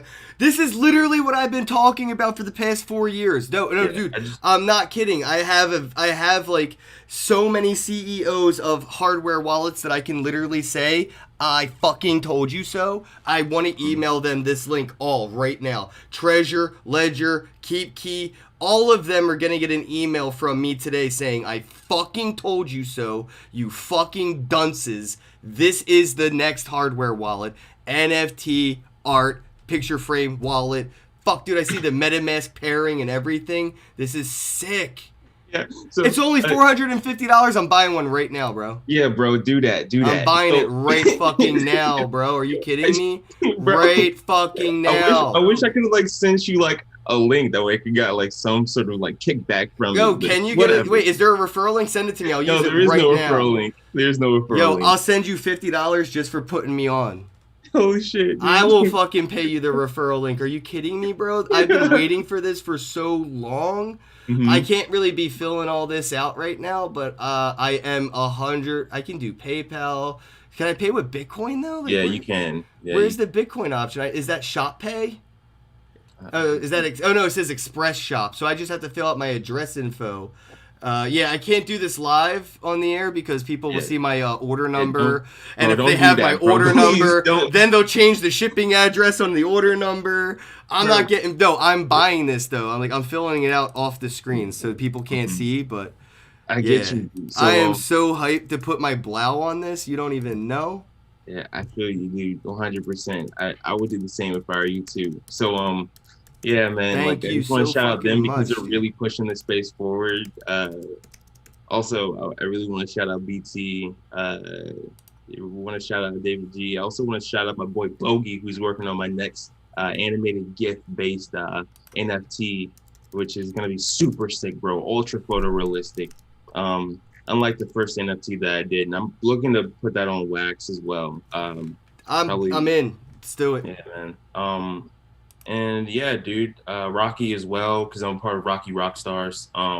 Definitely want to see them grow as an ecosystem, and they're coming out with like some. Bro, I'm gonna get this in 1 to 2 days. I'm getting priority on this bitch. Nice. Yes. I love you, man. Like seriously, thank you for putting me on this. Like. This series, like, this is awesome, man. This is so exactly what I needed. Mm-hmm. I feel you, 100%. Pay now. I'm literally trying to pay right now, but I don't see a Bitcoin option. I just see credit card or PayPal, dude. Oh wait, different address. Now all I can change is my shipping address. Wait, I thought there was a way to use BTC with this. But I hope so. If not, maybe I can DM them and I'll just send it to them peer to peer. Yeah, they support Coinbase on their website. But I don't. Do I have to be logged? Like, do I have to like log into Coinbase though? Because I don't like have money on Coinbase. I don't like keep my crypto on there at all. Yeah, like $0. Here's the thing: Coinbase actually has a payment network solution where you can send Ethereum to a Coinbase-based, e-commerce solution. Or I'm not lying when I said I'm dumping all of my crypto for NFTs. Like I have such little Bitcoin and Ethereum right now, dude. Mm-hmm. I have over 40 grand worth of NFTs in one wallet on Wax. Like I don't have one whole Bitcoin, but I have more than one whole Bitcoin in NFTs right now. Dude, that's what's good, man. Honestly, I'm like a hyper ETH bull. So like, yeah, I have enough Ethereum to pick it up right now too, man. I just wish that had that option. Yeah, Coinbase payment solutions, man. Like a payment method. Let me see. So there's this link that's based on the canvas, and you have to put in your name and your email. Then you hit continue to payment. And I think you can like move that way if you really want to, but I do. Yeah.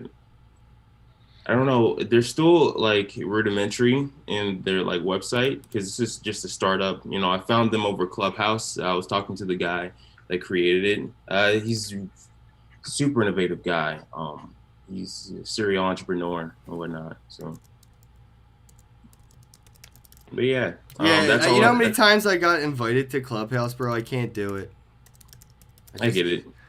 Can't do it, bro. They're gonna be begging me to the point. Like I said, I'll make my own fucking Clubhouse.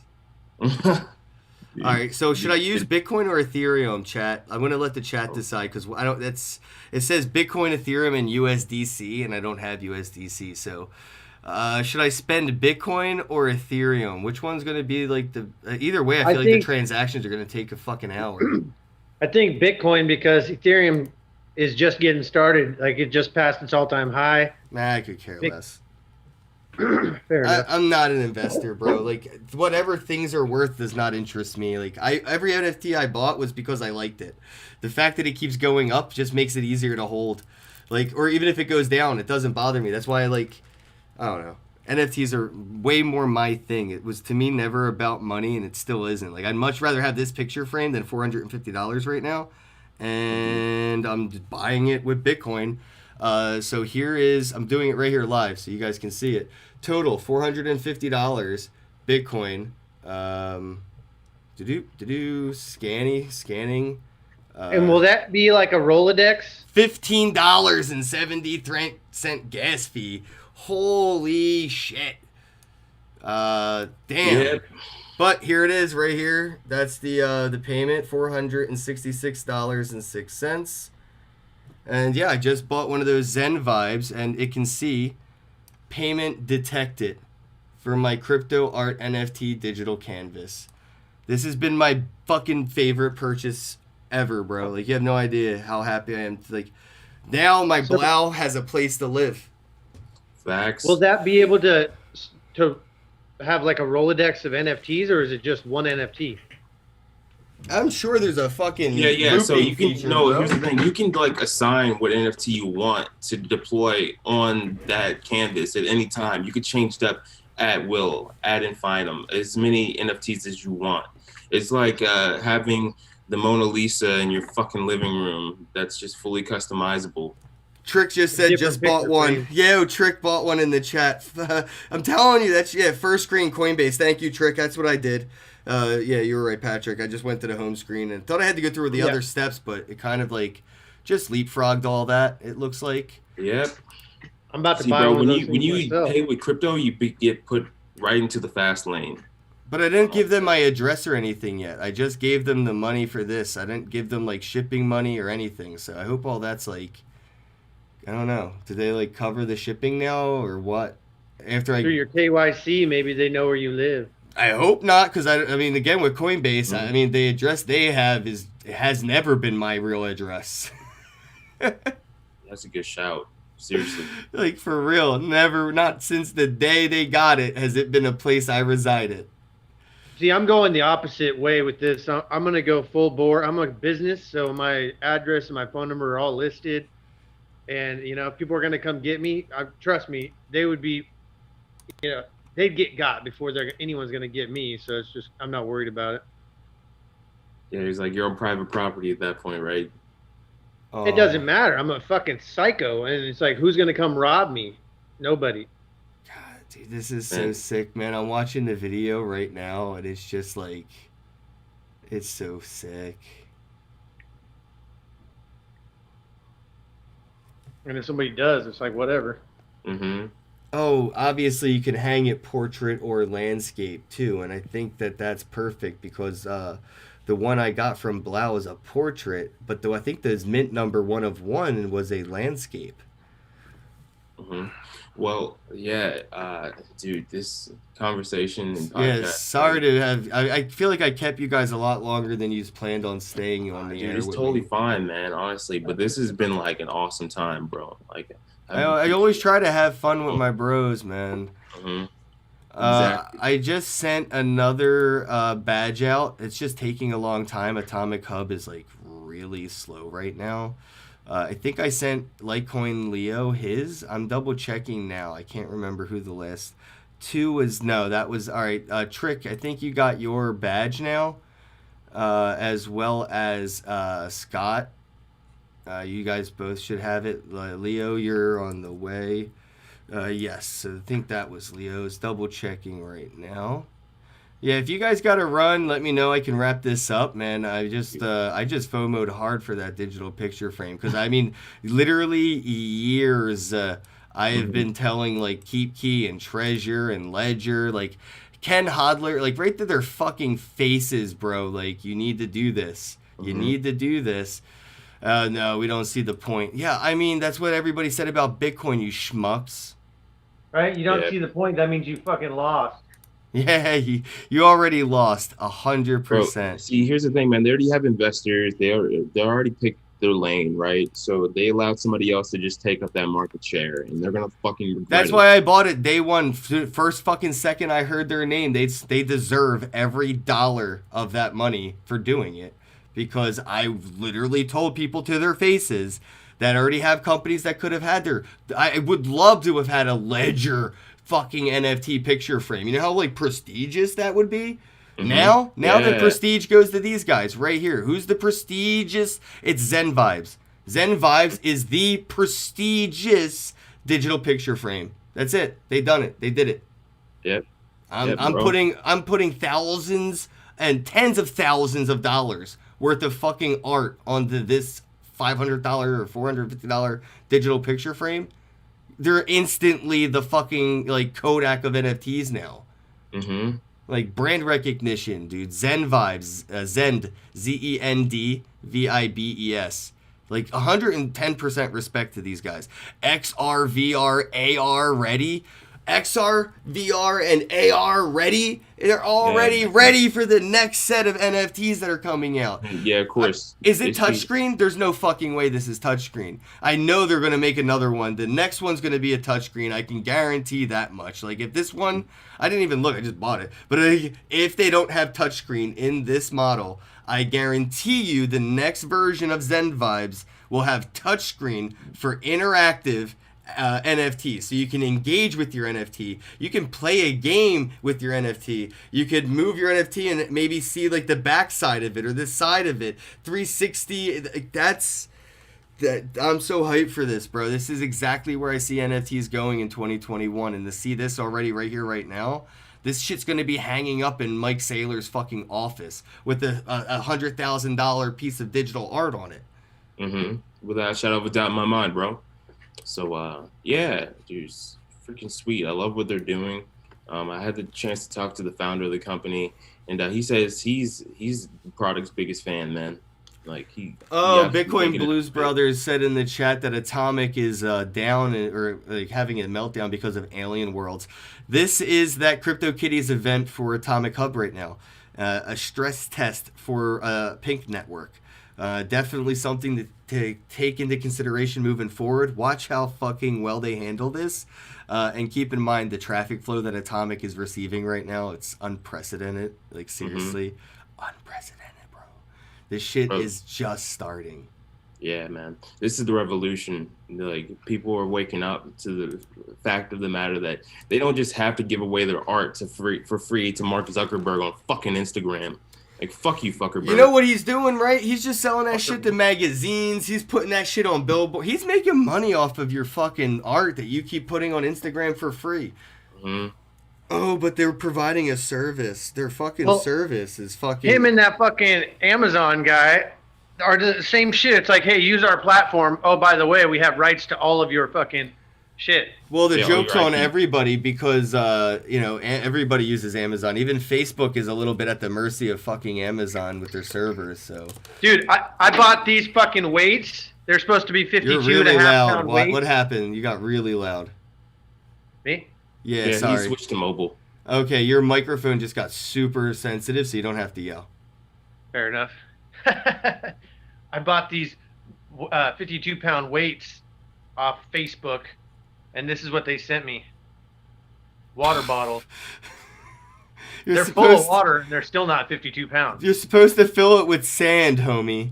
Yeah, right? For lead sand. No, but there's reasons for weights that do that, though, bro. I mean, obviously, it's probably just cheap shit, too, but when you put sand in it and not fill it all the way, it gives it a little bit of shake.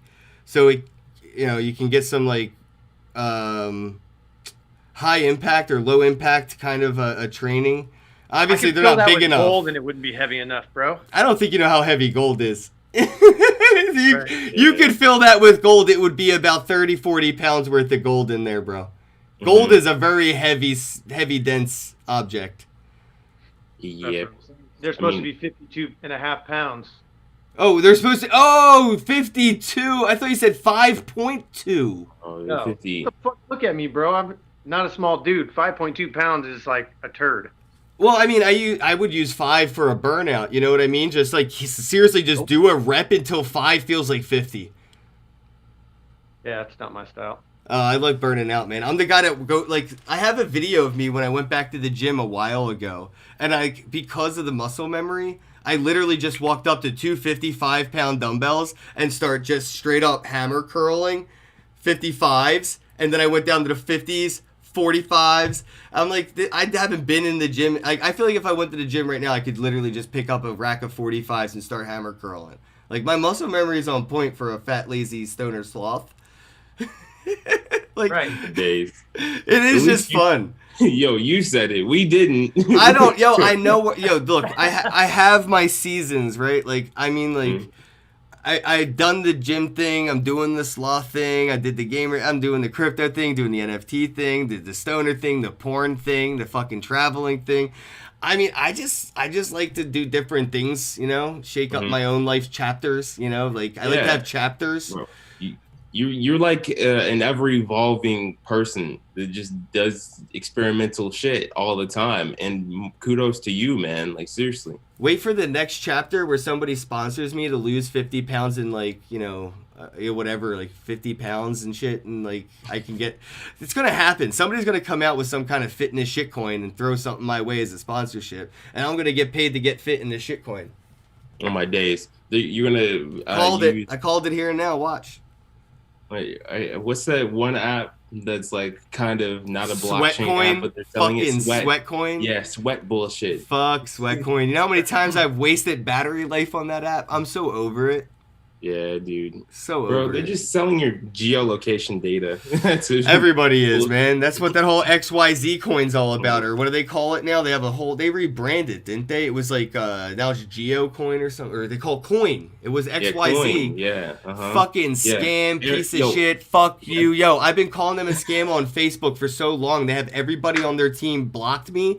And their whole community hates me, right? Fuck you, sue me, fight me. I'll see you in the fucking playground at 2 o'clock, pussy. XYZ, coin, fuck you. Like, that whole shit pisses me off because it's such a fucking scam. But they have ads running on Facebook every fucking hour. Every fucking hour, bro. Yeah, I get that, dude. Wholeheartedly, I get what you mean. Oh my God, it pisses me off, man. It's like, I know people with real shit that can't even run a fucking ad for their stuff right now. Oh my days, dude. It's insane. Dude, that's why I'm trying to do these giveaways because fuck the ads. Like I've been paying these Facebook people and they send me these bullshit accounts with bullshit interactions. Like it's their bullshit bots. They sell you their own engagement. Right. I mean, I got people ask me in my DM on the Super World thing that I promoted. I got 64 people asking me, what is Bitcoin? What is Bitcoin? What is Bitcoin? And it's like, I know you're not a real fucking person. Like, I don't know why Facebook's trying to pull that one over on people, but... Bro, it's literally, though, a lot of people don't know what Bitcoin is. But still, ultimately, if it looks like a botnet, talks like a botnet, it's a motherfucking botnet. Yeah, dude, we're in the Matrix. They're all Agent Smiths. Right, dude? I fucking hate Facebook, dude. Like, anybody wants to hack me and take my Facebook profile and account? Bro, my password is... Oh, guess what I did? Facebook. Guess what I did? What's up? I downloaded my Facebook history from 2011 till today, and I'm just waiting for it. You can request it. Bro, you can get every photo, every DM, every post, every link, every comment on anything. Dude, you can get your whole life that you just did on Facebook. You can get that copy. Get your copy right fucking now. Get it. All it is one little, because I'm deactivating my account. I'm done. By exiting Facebook, I got all my data. The only reason people keep Facebook is because they have pictures of their kids on there from 2010 or 9 or whatever. Now you can just back that shit up. You can put it on another fucking social media platform. You can just drag and drop like a JSON file into like MetaMask and get all your keys for your NFTs, and you can drop this Facebook file into Float. And you can get basically, I mean, it will look like your whole life on Facebook was actually done on float.app instead of on Facebook. So even if you don't want to leave Facebook, even if you don't want to leave it, you can at least back up that data because Facebook has been getting paid for it. One of these days, somebody's going to offer you money for that file, and they're going to give you a commission on licensing them that data for, you know what I mean? So it's just like, own your data, bro, because it's about to be passive income. Yeah, for sure. I completely agree. Coin. By the way, you mentioned Float, bro. I haven't used Float in too long. I need to get back into that. Same. Every time I go on it recently, it's been a little wonky, but I think it's just because they keep like working on back end things and stuff. They got a lot going on that's coming, so it's like kind of in like semi build phase. And I was gonna do a live stream on it the other day and the day before that, and it's just I can't even get the website to load, like, so I can't really stream on it right now. But I'm definitely getting off Facebook. I'm going to Float. Probably going to be moving from Twitter to Float because I can set it up so every time I post on Float, it just automatically goes on to Twitter. So it's like I could just like delete that app from my phone now and just like use it to talk about what I'm doing and stuff. Mm-hmm. Yo, but honestly though, bro, I was like talking about Minds.com last night, which is crazy. Like, a lot of people don't know about Minds, which is like another social media website built on top of Web3. And I was telling David, yo, bro, it's pretty much like the alt-right and the alt-left Facebook. It's like literally one of the most like cringe things ever for social media. I was just laughing so hard while describing what it is. It's like Parler for the other people. Yeah, like, right. Whoever doesn't use Parler, that's who would use Minds. Uh-huh. And whoever doesn't like Minds, they're exactly the people that like Parler. Mm-hmm. And for the record, I've been calling Parler a scam since the day they came out, and no, I will not fucking stop. They are a scam, and they have scammed, and they did a soft rug pull on everybody, and it's fucking great. Mm-hmm. I love it. That's fucking because Parler. The government had to get involved, bro. The government didn't. No, it doesn't matter, dude. They were never censorship resistant. They were never immutable. They were never free speech. They were never anything they said they were because they never truly used blockchain technology, bro. They said they used blockchain, but it was for fucking ad-based bullshit. Like, oh, you can pay us in Bitcoin for ads. That's how basically I'm just saying, like, the shit that people are going to be getting misled into supporting platforms that are literally fucking wolves in sheep's clothing. You think that they are here to support your cause, bro, but they are there to dilute the fucking voices. Oh, leave Facebook, leave Twitter, go complain about it over here in this whole new sandbox that nobody's gonna see because we built you your own fucking echo chamber kiddie pool. Like, literally exiting the fucking chamber of commerce to go yell about your problems in some dude Fred's basement. That's what you're doing when you leave fucking Facebook and Twitter to go on Parler. You're just, they're literally, they're diluting the voices of that whole community, bro. And that's why it was a soft rug pull. As soon as what they wanted to distract everybody from and dilute the voices was done. It was all set up, bro. I seen it like dominoes the fucking day it came out. Yeah, facts. Big facts. Dude, and the coding was just so horrific, dude. It was atrocious. Like, fucking subpar. I know people that were like, this is definitely data mining. Like, people that were like, I know people that, like, you know, sniff code for, like, just for fun. It's like them watching porn, honestly. They love sniffing code. And they're just looking at it. What are they really up to? Parler was data mining everything you've ever done on it, bro. Like, they had microphone access. The same thing. Every fucking feature Facebook wanted from your data, Parler had the same exact shit, bro. When you download a Parler to your iPhone, same features Facebook had. They could open up your mic, your webcam, read your text messages, get your contacts list and your emails list. All the same fucking shit, bro. Yep. Wholeheartedly, bro. You're not bullshitting. Full fucking access, dude. Pretty much root access. Root access. No, that's exactly what they got. And that's the funny part. It's like, I mean, I love the people that are like, you know, in that group and all, but it's like, there's levels to wokeness.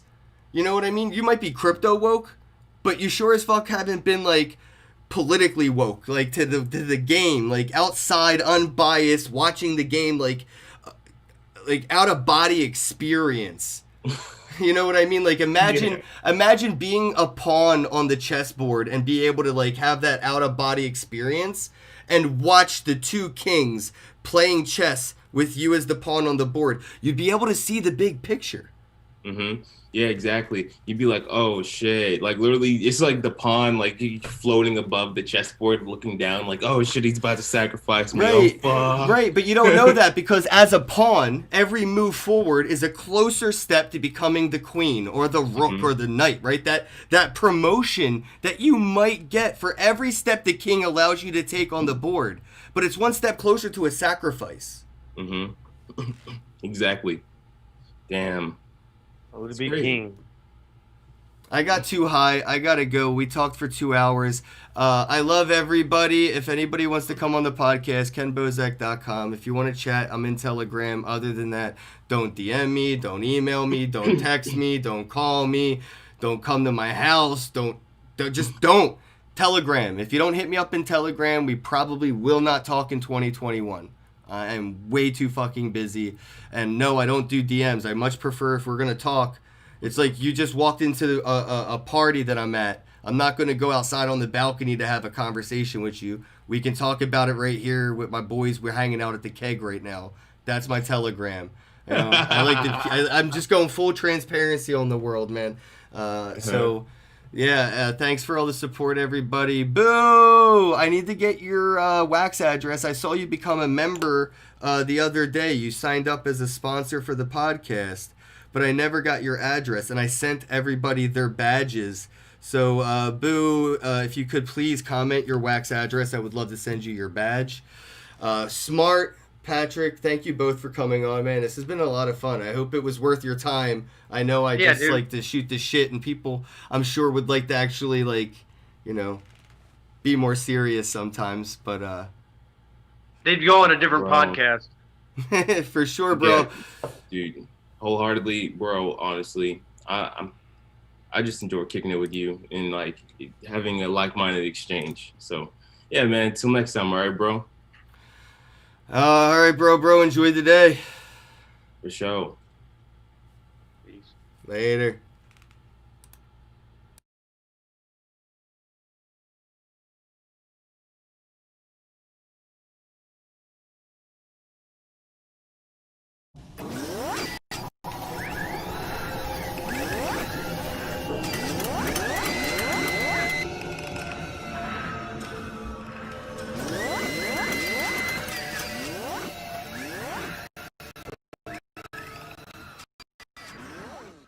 Different ways to buy Bitcoin, but the cheapest and fastest way to buy Bitcoin with cash is with a coin flip Bitcoin ATM. Coin flip ATMs allow anyone to buy Bitcoin with the lowest fees and within just a few steps. Hi, I'm Amy, and I'm one of the hundreds of store owners who partner with CoinFlip. In this convenient store, we host a coin flip Bitcoin ATM. We earn passive income, more foot traffic, and we get free advertising done by the CoinFlip team. Getting the ATM was easy. We just contact the CoinFlip team at info@coinflip.tech, and they handle everything with no cost to the store owner. This includes installation, maintenance, marketing, and even 24/7 customer service. We just provide a small space within the store. To get your own CoinFlip Bitcoin ATM and join the monetary revolution, contact CoinFlip today. info@coinflip.tech, or fill out the form at request.coinflip.tech. 773-800-0106.